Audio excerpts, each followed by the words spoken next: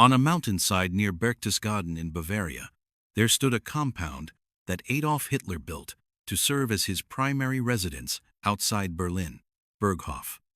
Over 30 buildings spread across Obersalzberg at 3,000 feet elevation. A great hall, featuring an 8-meter retractable window with views across the Alps.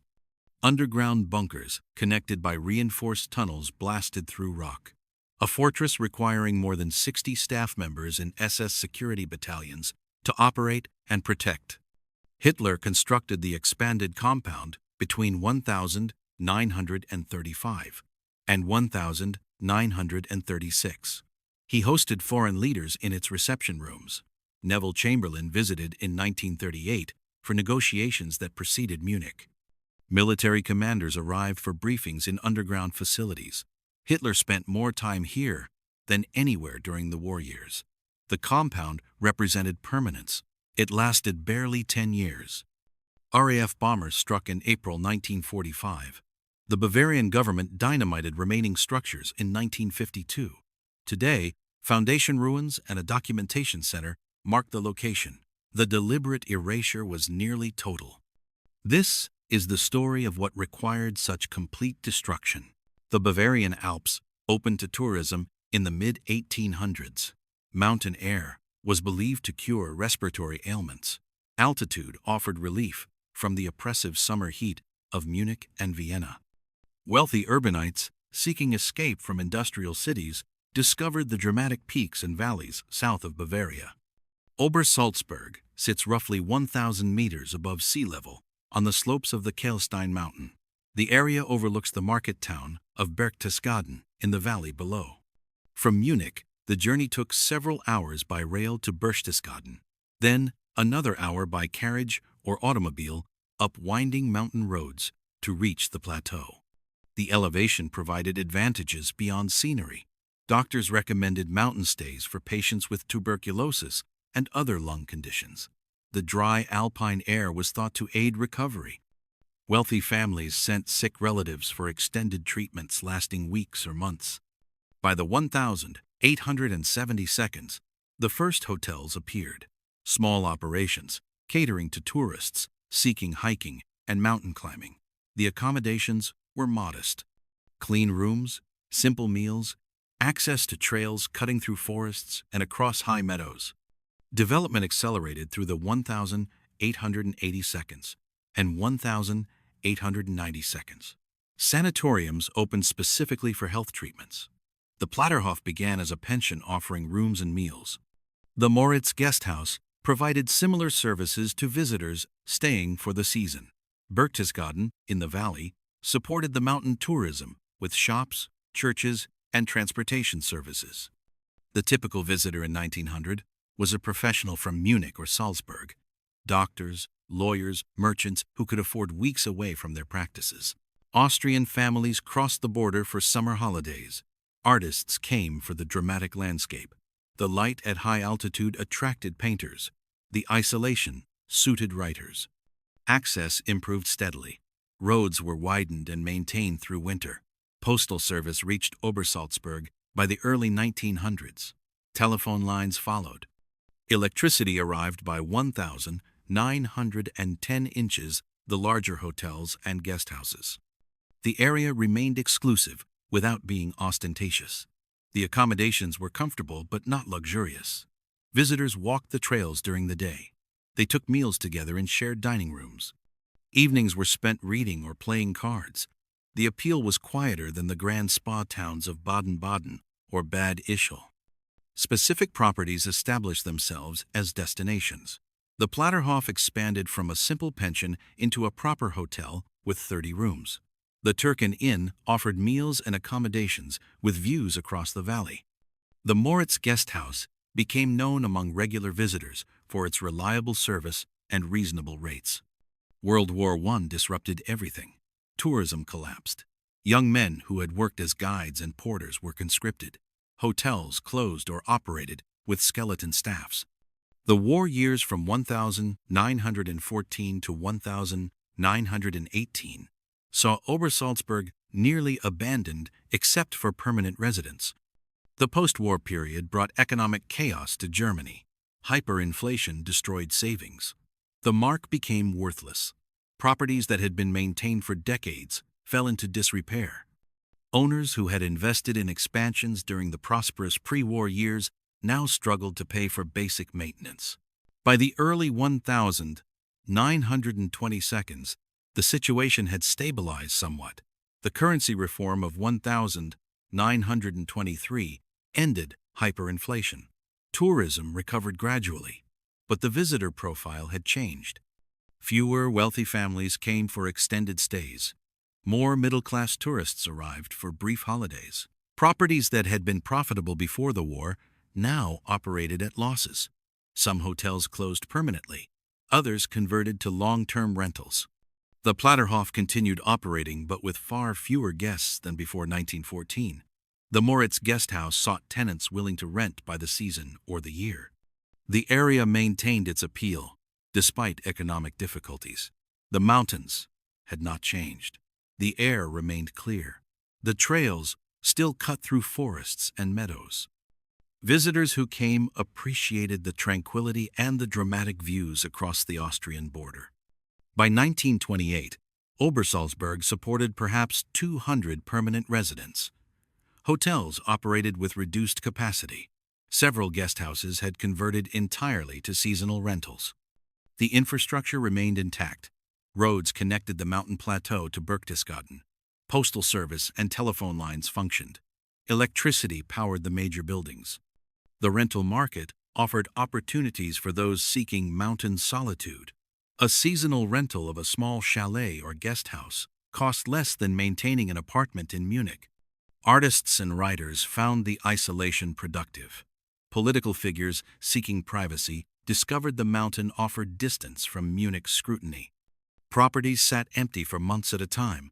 Owners welcomed reliable tenants who would maintain the buildings through winter. References mattered less than the ability to pay rent consistently. The mountain was ready for someone seeking a private retreat. The infrastructure existed. The properties were available. The price was right for those with modest means, but a desire for regular escape from city life. In 1928, a visitor from Munich arrived who would change everything. Adolf Hitler was 39 years old in 1928. The National Socialist German Workers' Party remained a fringe political movement with limited electoral success. He had served 9 months in prison for the failed 1923 beer hall putsch. His political career appeared finished multiple times during the 1922. He needed a place to write. The first volume of Mein Kampf had been published in 1925. Work on a second volume was progressing slowly. Munich offered too many distractions. Party business consumed his days. He wanted distance from the constant demands of political organizing. A party member mentioned available properties at Obersalzberg. The mountain location offered privacy. The rental rates were reasonable. Hitler visited in the spring of 1928 and found what he was looking for. Haus Wachenfeld was a modest mountain chalet. The property belonged to the widow of a Hamburg businessman who had used it as a summer retreat. After her husband's death, she maintained it as a rental to generate income. The house sat on a slope facing south with views across the valley toward the Austrian Alps. The original structure measured approximately 100 square meters of living space. Ground floor with kitchen, dining area, and sitting room. Upper floor with bedrooms. Basic amenities, wood heating. No electricity initially, though that would be added later. The architecture was standard Bavarian mountain style. Steep pitched roof to shed snow. Balconies facing the view. Timber and stucco construction. Hitler signed a rental agreement. The terms are not fully documented, but comparable properties in the area rented for 100 to 200 Reichsmarks monthly for seasonal use. He began spending weekends and extended periods at the house. The isolation suited him. He worked on his manuscript in the mornings. Afternoons were reserved for walks along the mountain trails. His German shepherd, Blondie's predecessor, accompanied him. Photographers occasionally captured these walks. The images projected a specific persona, the political leader as nature lover, the urban agitator as mountain man. His half-sister, Angela Raubal, moved in as housekeeper. She managed the household with her daughter Gelly, who was Hitler's niece. Angela handled the practical matters of running a mountain residence: food procurement from Berchtesgaden, maintenance coordination, staff management, when additional help was needed. The inner circle visited regularly. Rudolf Hess made the journey from Munich. Hermann Göring came for discussions. Party functionaries, who needed FaceTime with Hitler, traveled to Obersalzberg. The modest house became an informal headquarters for certain types of conversations that Hitler preferred to conduct away from Munich party offices. The location offered strategic advantages beyond privacy. Obersalzberg sat 30 kilometers from the Austrian border. Salzburg was easily reachable. The proximity to Austria mattered. Hitler had been born in Braunau am Inn across the border. He maintained connections to Austrian political movements. The mountain retreat allowed discreet meetings with Austrian contacts, away from official scrutiny. Security during these early years was minimal. No guards, no checkpoints. Visitors walked to the house from the road. Local residents encountered Hitler on the trails without incident. The casual atmosphere reflected his marginal political status. He was a known figure, but not yet someone requiring protection details. The 1,930 elections changed everything. The NSDAP won 18.3% of the vote and 107 Reichstag seats. Hitler was no longer a fringe candidate. The party had become the second largest in Germany. His visits to Haus Wachenfeld increased in frequency and duration. The house needed expansion. In 1932, he commissioned modest renovations: an additional room, improved kitchen facilities. The structure remained fundamentally unchanged. Eva Braun appeared at Obersalzberg during this period. She had met Hitler in Munich in 1929 while working as an assistant in Heinrich Hoffmann's photography studio. Their relationship developed quietly. She began spending time at the Mountain House. The arrangement was kept private. Hitler's public image emphasized his dedication to political work rather than personal attachments. The 30th of January 1933, President Paul von Hindenburg appointed Hitler as Chancellor of Germany. The political calculations that elevated him are documented elsewhere. What mattered for Obersalzberg was that Hitler now controlled state resources. He purchased Haus Wachenfeld later that year. The widow sold the property for 40,000 Reichsmarks. The price was fair for a mountain property of that size and condition. Hitler paid with personal funds supplemented by proceeds from Mein Kampf sales, which had accelerated dramatically since his appointment as Chancellor. Ownership brought immediate changes. Security arrived. Plainclothes police began monitoring the approaches to the house. Visitors required advance clearance. The casual accessibility of the rental years ended. Hitler ordered additional renovations in late 1933. The house was still modest compared to what would come later, but improvements reflected his changed circumstances. Modern heating systems, expanded guest quarters, better kitchen equipment, a covered terrace where discussions could happen outdoors. The photographic propaganda intensified. Heinrich Hoffmann documented Hitler at Obersalzberg extensively. Images showed Hitler feeding deer, Hitler reviewing documents on the terrace, Hitler walking with his dog against mountain backdrops. The photographs appeared in newspapers and magazines throughout Germany. They reinforced the image of a leader who sought renewal in nature. The house functioned adequately for informal gatherings and private retreats. Foreign visitors had not yet arrived. The diplomatic theater would come later. In 1933 and early 1934, Haus Wachenfeld remained what it had been during the rental years, a private refuge where Hitler could work and think away from Berlin. But he was no longer a fugitive politician renting a mountain chalet. He was Chancellor of Germany. The modest house would no longer suffice. Construction began in the summer of 1935. Hitler commissioned Albert Speer, the young architect who had impressed him with designs for party rallies in Nuremberg. Speer was 30 years old and ambitious. The Berghof project offered an opportunity to demonstrate his abilities on a structure that would receive international attention. The original Haus Wachenfeld would be gutted and expanded. Speer's plans called for tripling the living space. The modest mountain chalet would become a grand residence suitable for hosting foreign dignitaries and conducting state business. Demolition crews arrived in July. Interior walls came down. The roof was removed. Only the basic foundation and portions of the exterior walls remained. Everything else would be rebuilt to Speer's specifications. The centerpiece of the redesign was the Great Hall. Speer designed a reception room measuring approximately 12 meters by 12 meters, with ceilings rising over 7 meters. The dramatic feature was the window. The entire north wall could be lowered into the floor using an electric motor. When fully retracted, the opening measured roughly 8 meters wide by 4 meters tall. The view extended across the valley to the Austrian Alps. The mechanism required substantial engineering. The window consisted of triple-paned glass weighing several tons. Steel tracks guided the descent. Electric motors provided the power.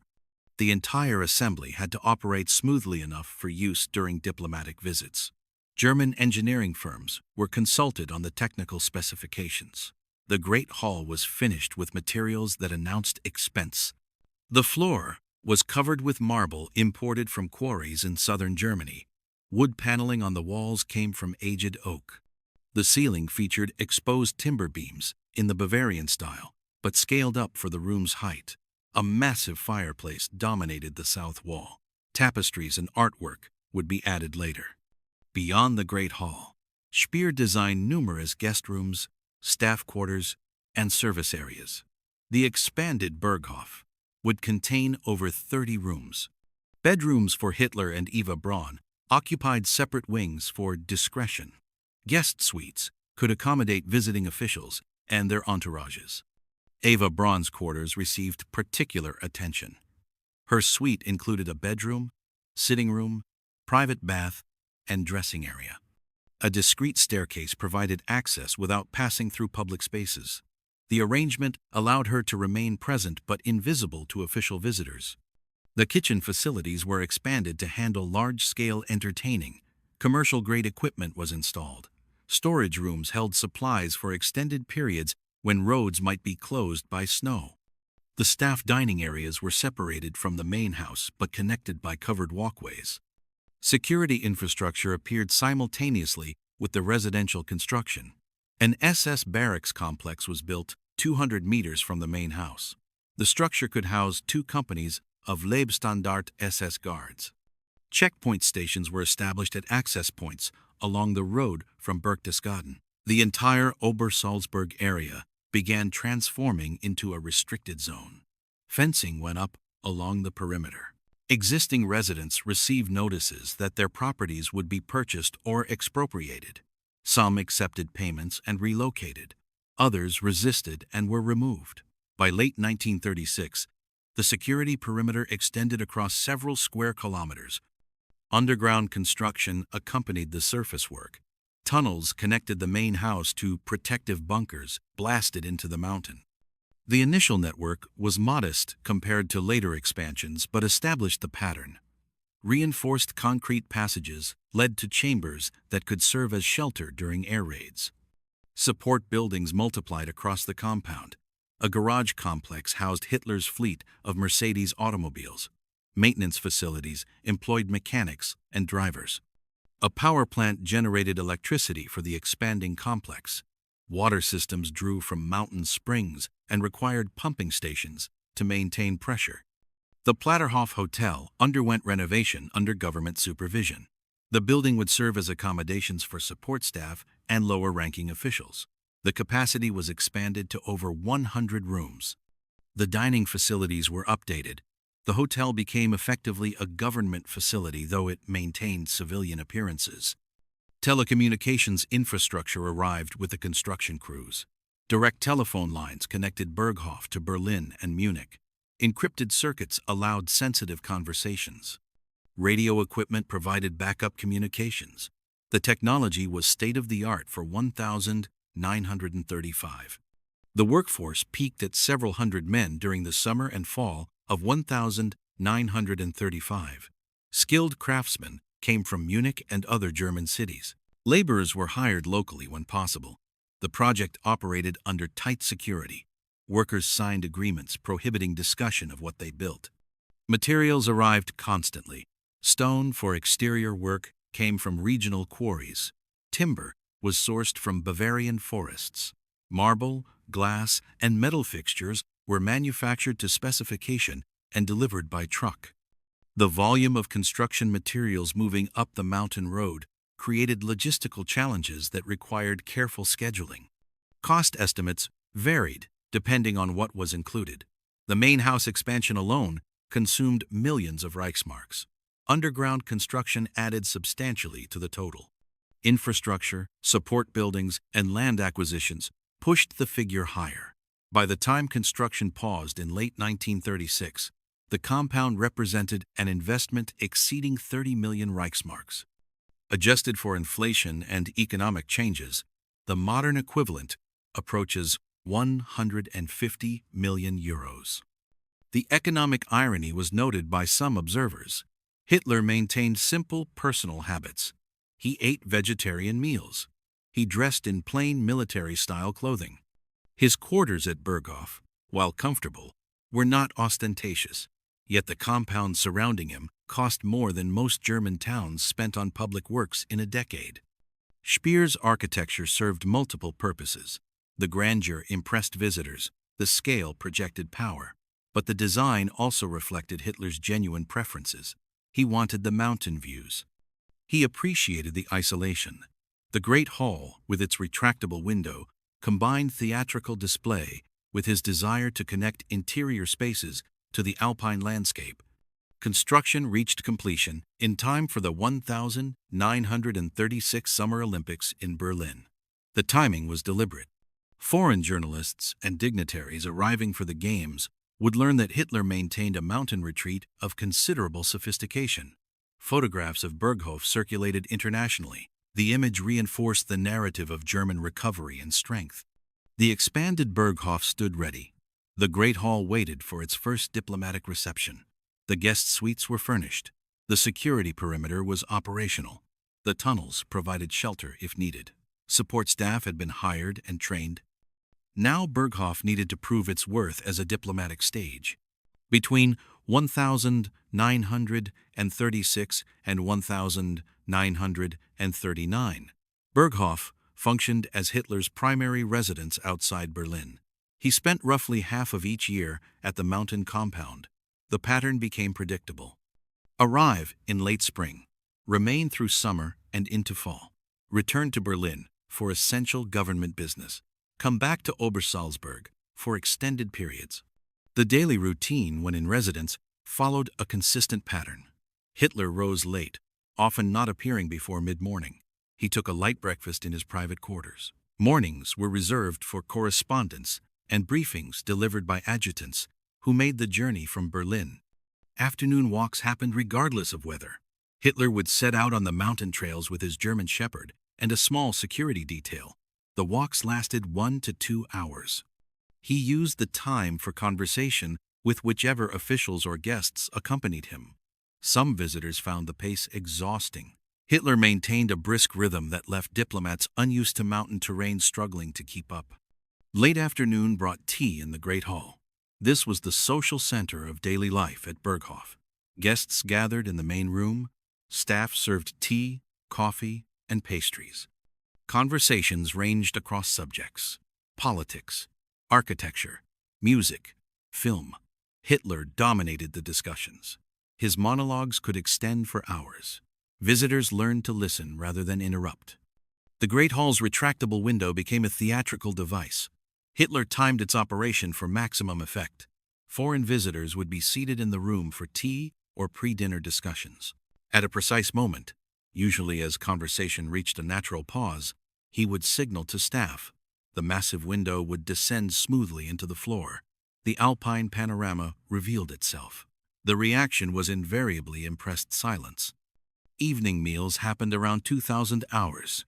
Hitler maintained vegetarian dietary habits. Meals were simple by the standards of a head of state: vegetable soups, salads, fruit.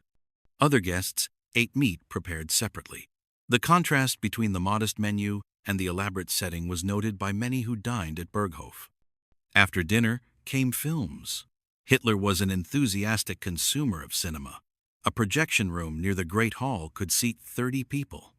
Hollywood productions were screened regularly, despite official criticism of American culture. Foreign imports arrived through Switzerland. German propaganda films were also shown, sometimes before their public release. The compound housed staff necessary to maintain this lifestyle. Cooks operated the expanded kitchens. Housekeeping staff cleaned the numerous rooms. Groundskeepers maintained the gardens and pathways. Drivers waited in the garage complex. Security personnel rotated through guard positions. Administrative staff handled correspondence and scheduling. The total exceeded 60 people during peak periods. Eva Braun occupied a unique position. She was present constantly but invisible officially. She stayed in her private quarters when state business happened. She appeared for the informal afternoon teas and evening films, but was excluded from photographs involving foreign dignitaries. Hitler kept their relationship private. German propaganda portrayed him as married to the nation, without personal attachments. Braun's role was hostess, rather than official companion. She organized social events for the inner circle. She ensured guests were comfortable. She managed domestic details that Hitler ignored. Her home movies from this period survive in archives. The footage shows life at Berghof during leisure hours. Hitler playing with his dogs. Eva and friends sunbathing on the terrace. Casual moments never intended for public view. Diplomatic visits gave Berghof its greatest prominence. Foreign leaders came to negotiate with Hitler away from the formality of Berlin. The mountain setting was deliberate. The remoteness emphasized Germany's strength. The Alpine views suggested permanence and natural authority. Benito Mussolini visited multiple times between 1937 and 1939. The Italian dictator appreciated the grandeur. Photographs from these visits show the two leaders on the terrace, with mountains in the background. The images circulated internationally, reinforcing the alliance between Fascist Italy and Nazi Germany. The most significant diplomatic encounter happened in September 1938. Neville Chamberlain, British Prime Minister, flew to Germany for negotiations over Czechoslovakia. He met Hitler at Berghof on September 15th. The meeting took place in the Great Hall. Chamberlain was 69 years old and had never flown before. The journey exhausted him. Hitler used the setting strategically. The initial discussions happened with the great window closed. The room felt enclosed, almost claustrophobic. When Hitler sensed the moment was right, he had the window lowered. The sudden vista shift was psychological manipulation. Chamberlain left convinced that further negotiation was possible. Chamberlain returned to Berghof on September 22nd for additional talks. The meetings at the mountain compound laid groundwork for the Munich Agreement signed in late September. Czechoslovakia would be dismembered. War would be postponed. Chamberlain returned to Britain believing he had secured peace. The photograph of him waving a document at the airport became iconic. Other foreign visitors included Hungarian, Romanian, and Yugoslav officials seeking to understand German intentions. Industrial leaders from neutral countries came to discuss trade. Austrian politicians had visited before the 1938 Anschluss. The guest lists documented a steady stream of people hoping to influence or understand Hitler. Security protocols for these visits were elaborate. SS guards controlled access at multiple checkpoints along the approach road from Berchtesgaden. Visitors' vehicles were stopped and inspected at the outer perimeter. Credentials were verified. Inner checkpoints closer to the main house required additional clearance. The Leibstandarte SS Adolf Hitler, the elite guard unit, provided security within the compound itself. The propaganda value of Berghof extended beyond diplomatic photography. Images of Hitler at the mountain retreat appeared constantly in German media. Photos showed him feeding deer that had been semi-domesticated and appeared on cue. He posed with local children dressed in traditional Bavarian clothing. He was photographed reviewing architectural plans on the terrace with Speer. The pictures projected an image of a leader who found renewal in nature and remained connected to German traditions. The contrast between Hitler's personal simplicity and the compound's expense was deliberate. He ate basic meals. His bedroom was not ostentatious. His clothing remained plain. Yet he inhabited a facility that cost tens of millions of Reichsmarks. The message was clear. The expense was not for personal luxury, but for the dignity of the state. Berghof projected German power and sophistication to the world. Weather occasionally disrupted the theatrical production. Mountain storms could strike suddenly. Heavy snow closed roads during winter. Fog obscured the alpine views that were central to the compound's appeal. These disruptions were accepted as unavoidable. Hitler simply adjusted schedules and waited for conditions to improve. Supply logistics required constant attention. Food, fuel, and materials had to be transported up the mountain road. The compound could support itself for several days, but required regular deliveries to maintain operations. Trucks arrived daily during occupied periods. Storage facilities held reserves for emergencies. Berghof, during these 3 years, represented Hitler's vision functioning as designed. The house entertained. The views impressed. The security protected. The staff served efficiently. Foreign leaders came and negotiated in the alpine setting. Propaganda photographers captured images that shaped international perception. The 1st of September, 1939. German forces invaded Poland. Britain and France declared war within days. The retreat had served its purpose as diplomatic theater. Now it would become something else entirely, a military headquarters. War transformed Berghof's function immediately. The compound that had hosted diplomatic receptions became a military command center. Hitler spent increasing amounts of time at Ober-Salzberg between 1939 and 1944.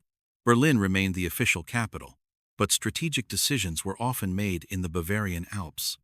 The underground network expanded substantially. The initial tunnels built during the mid-1930s were enlarged and reinforced. Engineers blasted additional passages through the mountain. New chambers were excavated to house communications equipment, map rooms, and conference spaces. The construction happened throughout the war years. Crews worked continuously on the underground expansion. Reinforced concrete walls several meters thick were poured to withstand potential bombing.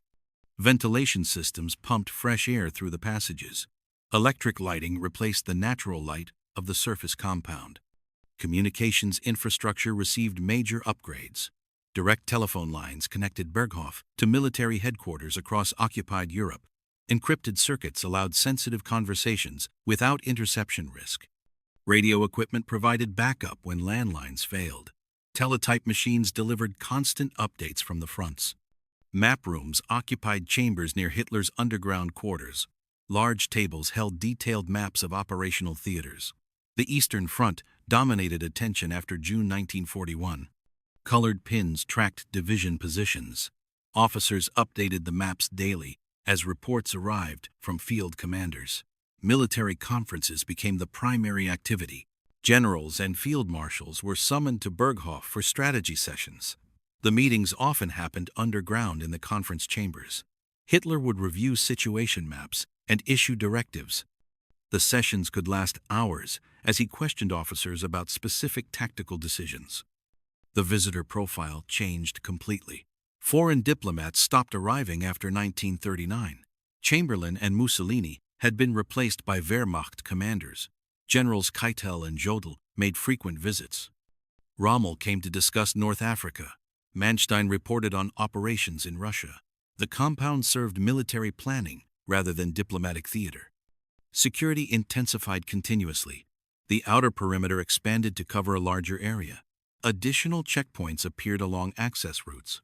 SS guard strength increased beyond the initial battalion levels. Flak batteries were positioned around the compound to defend against potential air attack. Searchlights swept the sky at night.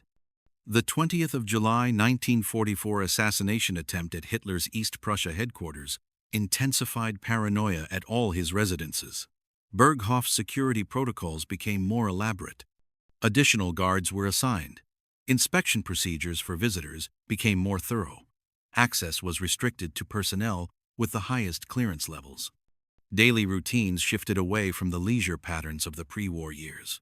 Hitler still rose late but spent less time on afternoon walks. Military briefings consumed mornings and extended into afternoons. The elaborate teas in the Great Hall became less frequent. Evening films continued but were often skipped when urgent military situations demanded attention. Eva Braun remained at Berghof through much of the war.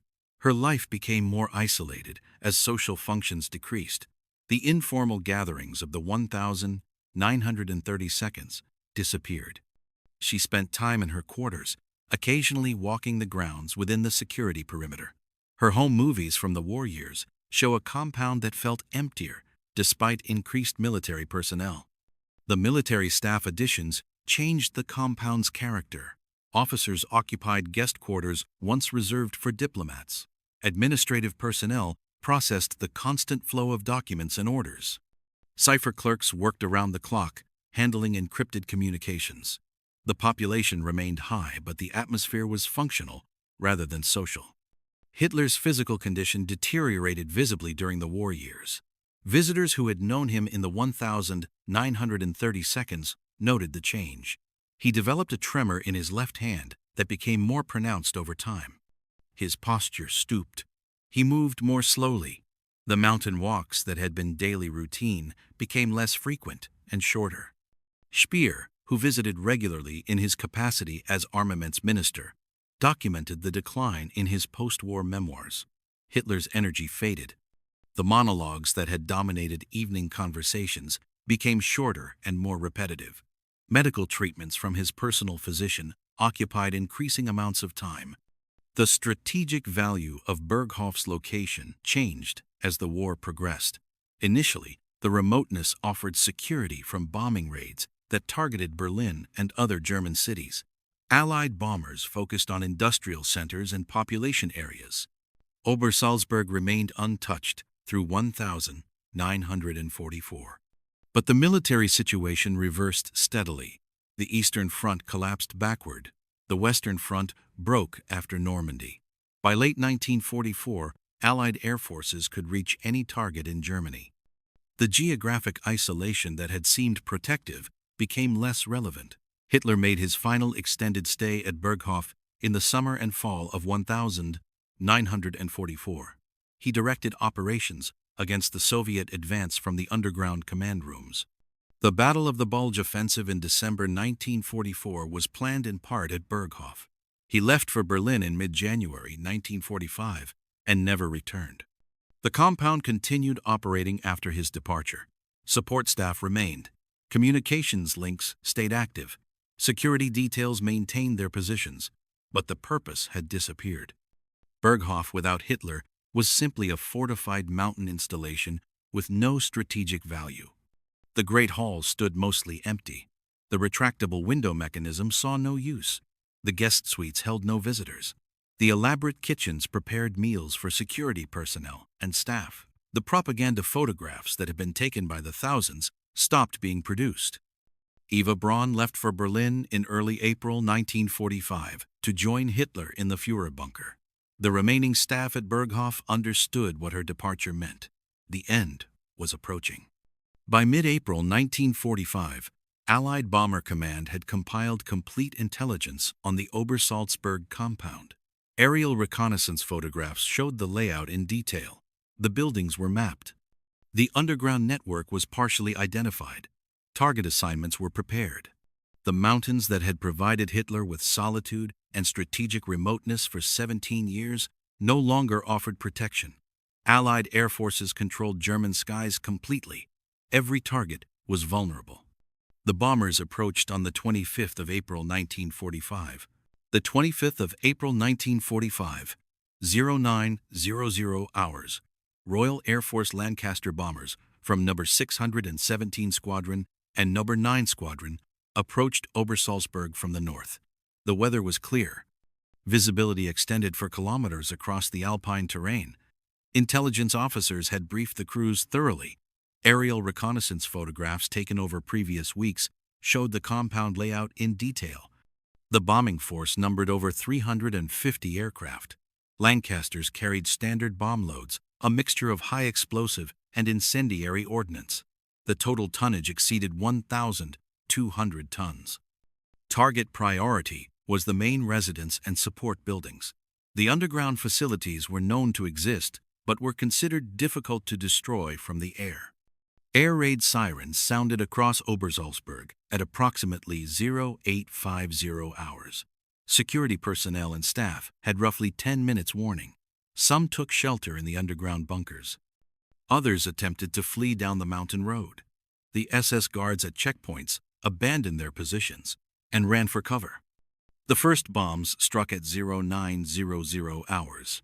High explosives hit the SS barracks complex first. The buildings disintegrated. Wooden structures caught fire immediately. Personnel who had not reached shelter were killed by blast effects or shrapnel. The Berghof main house took direct hits within the first minute of the attack. A bomb penetrated the roof above the Great Hall. The explosion tore through the interior. The famous retractable window mechanism was destroyed. The marble floor buckled and cracked.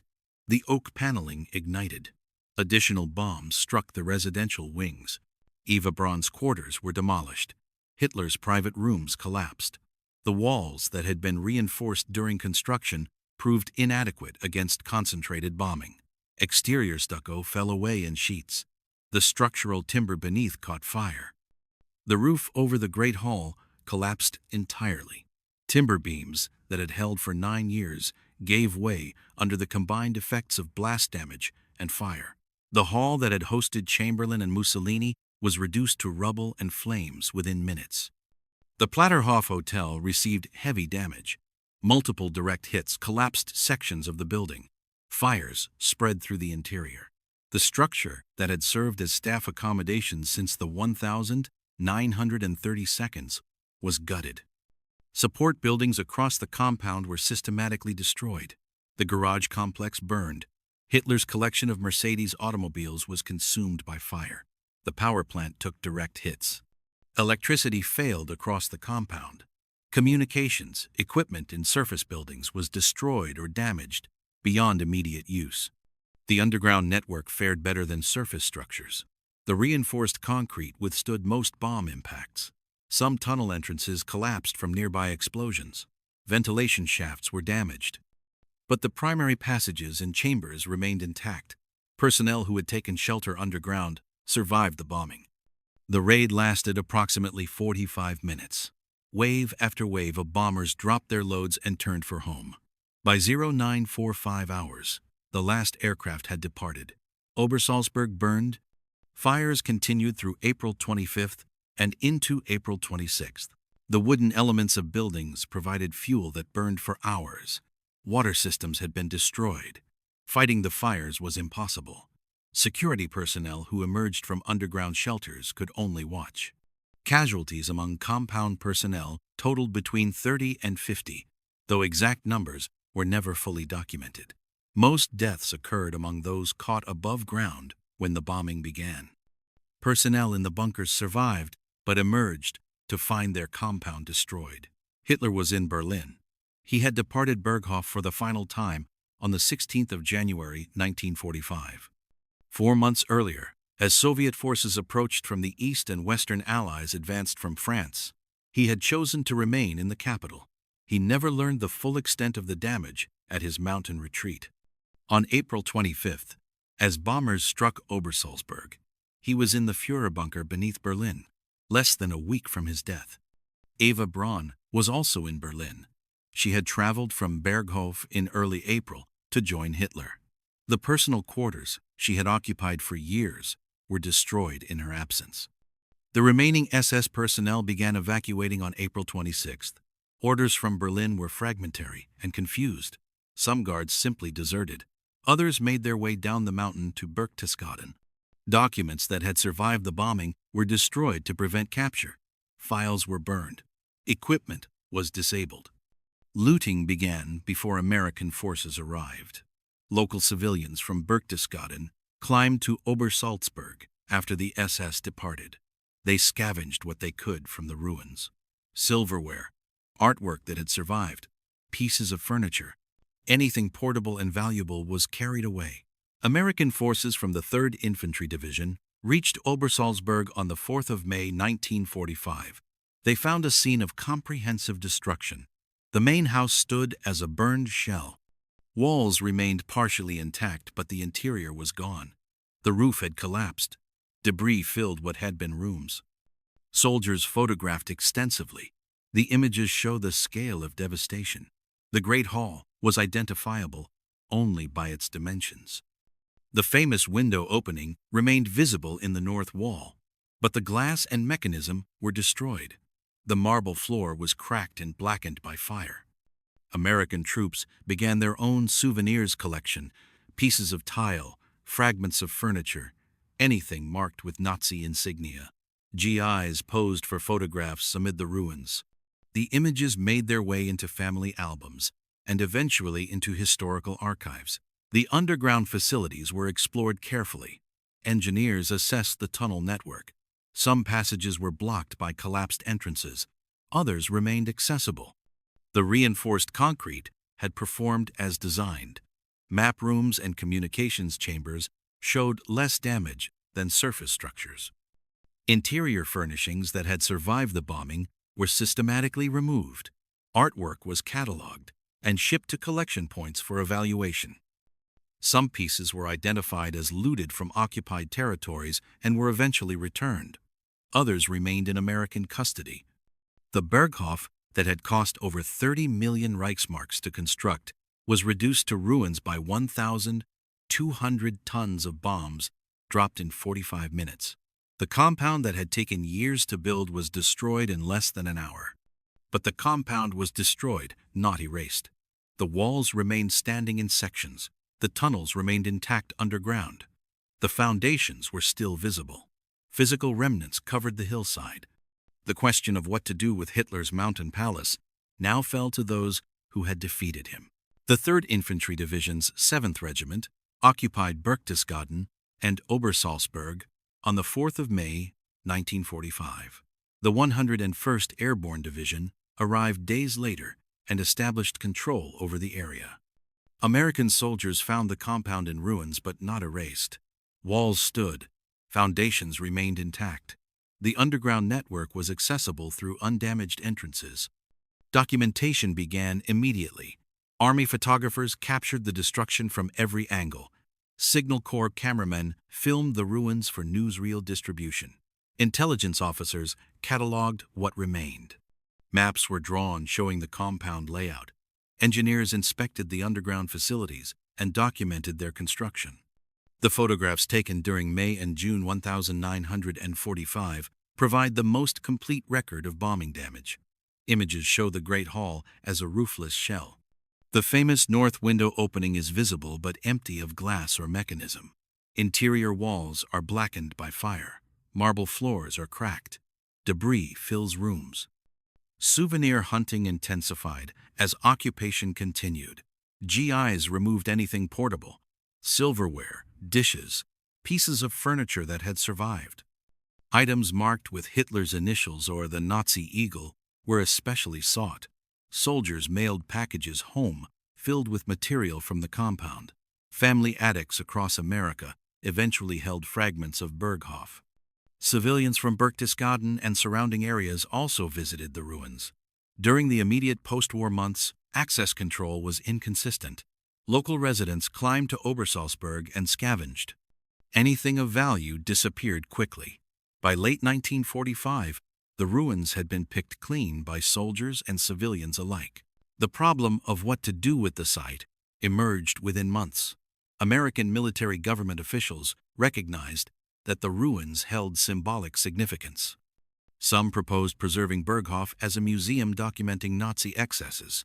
Others argued for complete demolition to prevent the site from becoming a shrine. Tourism began surprisingly early. By 1946, visitors were arriving at Obersalzberg specifically to see Hitler's destroyed residence. Germans came out of curiosity. Foreign tourists included the ruins in their travels. The numbers grew steadily. Reports from 1947 indicated thousands of visitors annually. The Platterhof Hotel had survived bombing with substantial but repairable damage. American forces renovated the structure and converted it to recreation facilities. The General Walker Hotel opened in 1947, serving U.S. military personnel and their families. The building that had housed Hitler's support staff now provided vacation accommodations for occupation forces. Concerns about neo-Nazi activity influenced the preservation debate. Intelligence reports during 1946 and 1947 documented former Nazi Party members visiting Obersalzberg. Some left flowers at the ruins. Others were observed making pilgrimages to what they considered a sacred site. The potential for Berghof to become a rallying point for Nazi sympathizers worried occupation authorities. The Allied Control Council discussed Obersalzberg's future in 1948. British and American representatives favored complete demolition. French officials were less concerned. The Soviet Union, which occupied eastern Germany, had no direct say over Bavaria. The consensus leaned toward destruction, but implementation responsibility fell to German authorities once occupation ended. Bavaria regained limited self-governance in 1949 with the establishment of the Federal Republic of Germany. The Bavarian state government inherited decisions about former Nazi properties. Obersalzberg presented a unique challenge. The ruins attracted tourists who spent money in Berchtesgaden. Hotel owners and restaurant operators benefited. Eliminating the ruins would reduce this economic activity. Political pressure from Bonn opposed preservation. The new federal government wanted to distance Germany from the Nazi past. Preserving Hitler's mountain residence sent the wrong message internationally. Chancellor Konrad Adenauer's administration favored demolition. Local debates continued through 1949 and 1950. Berchtesgaden town council members were divided. Tourism revenue mattered to a region with limited economic alternatives. But the political problems were undeniable. Neo-Nazi visits continued. International press coverage portrayed the ruins as a reminder of Germany's failure to confront its past.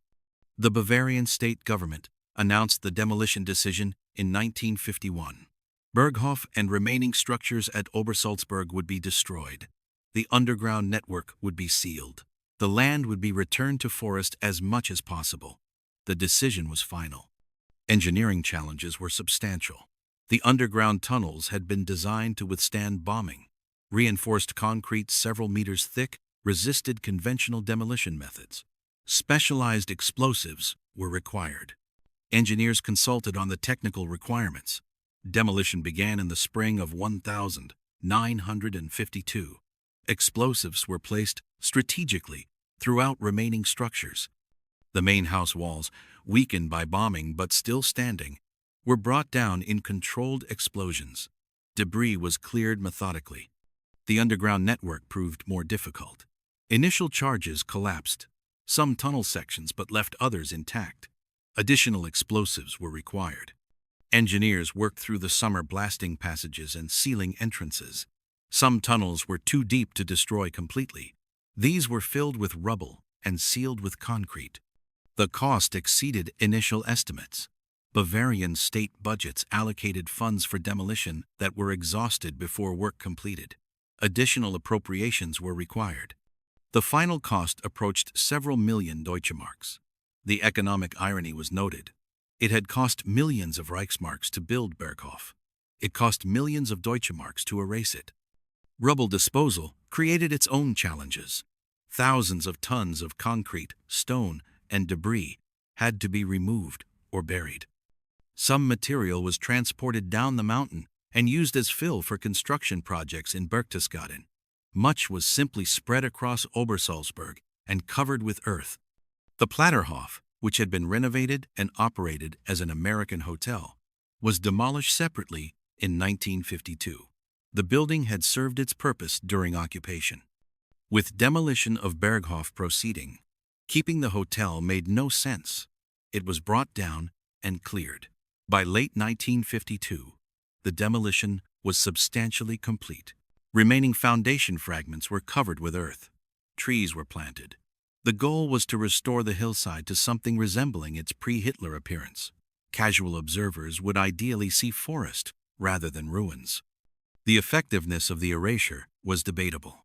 Foundation remnants remained visible to anyone who looked carefully. Underground chambers that had been sealed could still be accessed with effort.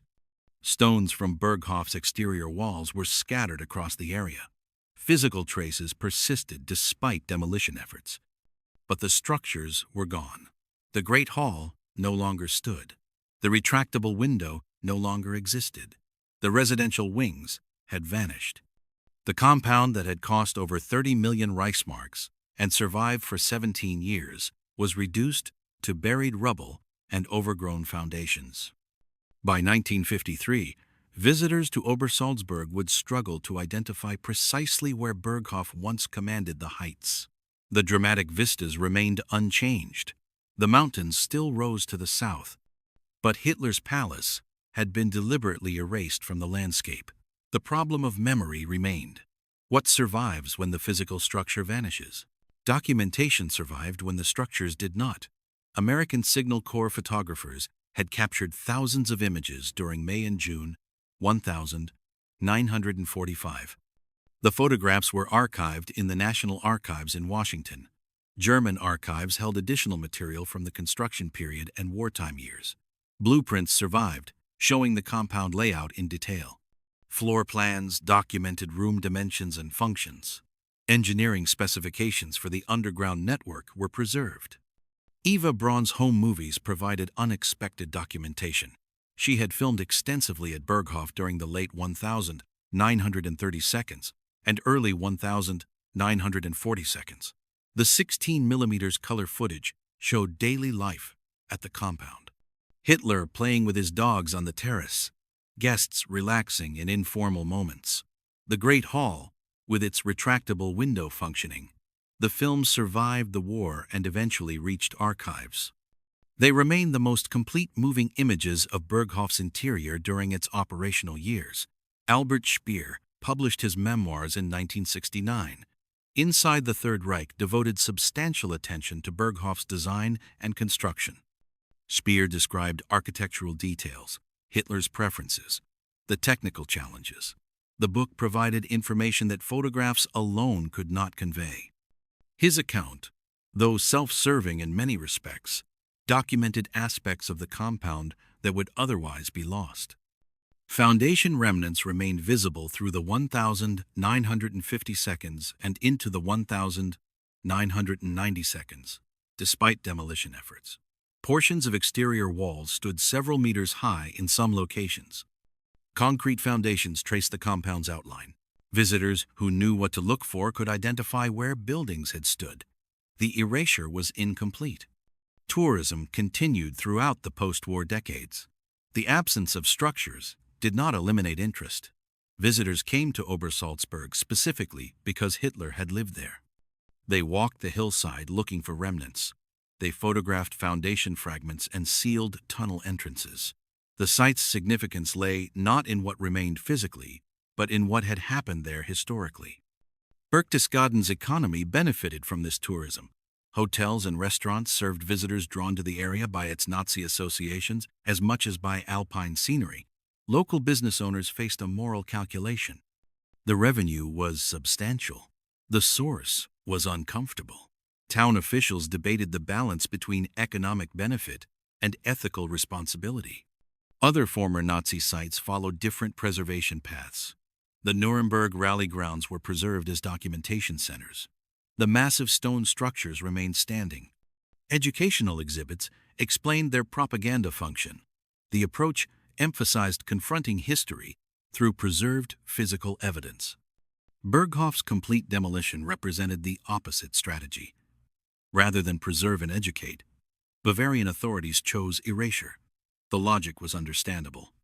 Nuremberg's rally grounds had hosted mass propaganda events. They represented the regime's public face. Berghof was Hitler's private residence. Preserving it risked creating a shrine to the individual rather than a lesson about the system. The contrast between approaches sparked debates among historians and educators throughout the 1970 seconds and 1980 seconds. Some argued that destroying Berghof was a mistake. Physical sites provide tangible connections to history that photographs cannot replicate. Others maintained that demolition was appropriate. Some locations are too dangerous to preserve because they attract those seeking to celebrate rather than learn. Neo-Nazi activity at Obersalzberg persisted. Despite demolition, small groups visited on Hitler's birthday. They left flowers at approximate locations where buildings had stood. They photographed each other giving Nazi salutes. Local police monitored the site on sensitive dates. The pilgrimages demonstrated that erasure had not eliminated the location's symbolic power for extremists. These concerns influenced the decision to establish an educational facility. In the 1990 seconds, German federal and Bavarian state governments funded development of a documentation center. The Institut für Zeitgeschichte, Institute for Contemporary History, was selected to design exhibits and oversee historical interpretation. The Obersalzberg Documentation Center opened in 1999. The building was constructed partially underground, deliberately modest in design. No grand architecture that might suggest monumentality. The facility occupied land near where the Platterhof Hotel had stood, not on Berghof's exact footprint. The exhibition approach emphasized education over sensation. Displays documented Hitler's use of Obersalzberg for political purposes. Photographs showed diplomatic visitors and the propaganda machinery. Context explained how the mountain retreat functioned within the larger Nazi system. The presentation was sober and analytical. Remaining architectural traces were incorporated into the site. Portions of the tunnel network were made accessible to visitors under controlled conditions. Foundation remnants were left visible where they existed. These physical fragments served as anchors connecting the documented history to the actual location. Visitor numbers exceeded initial projections. The documentation center attracted over 150,000 visitors annually. School groups came for educational programs. International tourists included it in their itineraries. The combination of historical documentation and physical location created an educational experience that photographs alone could not provide. The facility expanded in 2012. Additional exhibition space allowed more comprehensive coverage of the compound's history and the broader Nazi regime's activities in the region. The renovation also improved handling of large visitor groups during peak tourism season. Physical remnants remain scattered across Obersalzberg. Sections of concrete foundation emerge from forest soil. Sealed tunnel entrances are visible to hikers who explore off the main paths. Stone fragments from Berghof's exterior walls are incorporated into garden walls in Berchtesgaden. Physical traces persist despite systematic demolition efforts. The documentation center's archives hold extensive material. Original construction documents, visitor logs from the 1930 seconds, photographs from multiple sources, intelligence reports from Allied forces. The collection provides researchers with resources for continued study. Contemporary debates about Nazi site preservation continue. Each location presents unique questions. Concentration camps must be preserved as evidence of atrocities and memorials to victims. Rally grounds serve as warnings about propaganda and mass manipulation. But what about a private residence? The question has no single answer that applies to every situation. Berghof's case remains unusual. The decision to demolish reflected specific concerns about creating a shrine.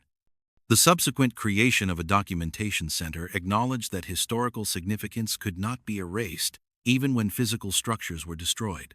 The approach represents a compromise. No grand ruins remain to attract neo-Nazi pilgrimage, but educational resources exist for those seeking to understand rather than celebrate. The irony is architectural. Speer designed Berghof to project permanence.